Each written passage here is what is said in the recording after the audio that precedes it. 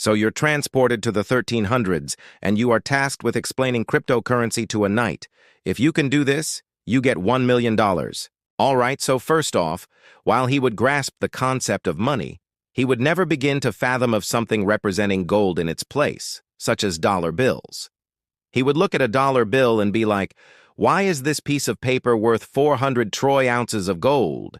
And then you'd have to explain to him that we have not only moved to dollar bills that are supposed to represent gold, but how the dollar isn't even backed by gold anymore, so we just pass around the paper itself now.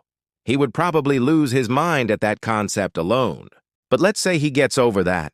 Let's say he understands that. Then you take out your phone and you show him how we pass around these symbols on glowing rectangles that symbolize that piece of paper that represented gold once. He would completely lose it. Like, we made these boxes that let me speak to people who are not here, and then we decided to use them to transfer money around.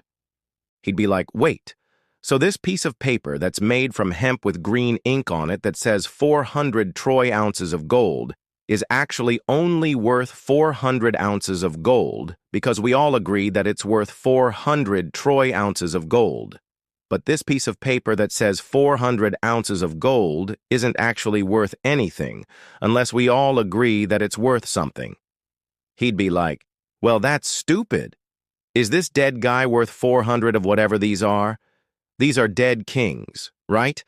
How much gold do I have to show you to get one of these dead king notes? Or do I have to just agree that this dead guy is worth 400 of whatever these things are?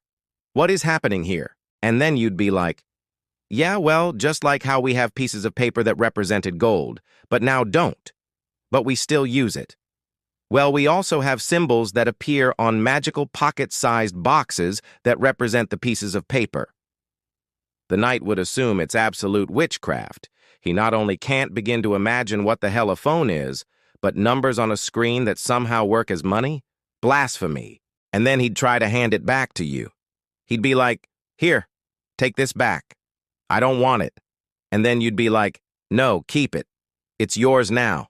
And he'd be like, I don't want it. You can have it back. I'm a knight. I don't need shiny rocks or metals or whatever this is.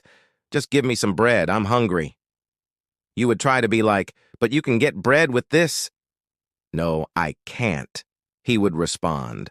Cryptocurrency is pretty weird when you think about it. Actually, digital money in general is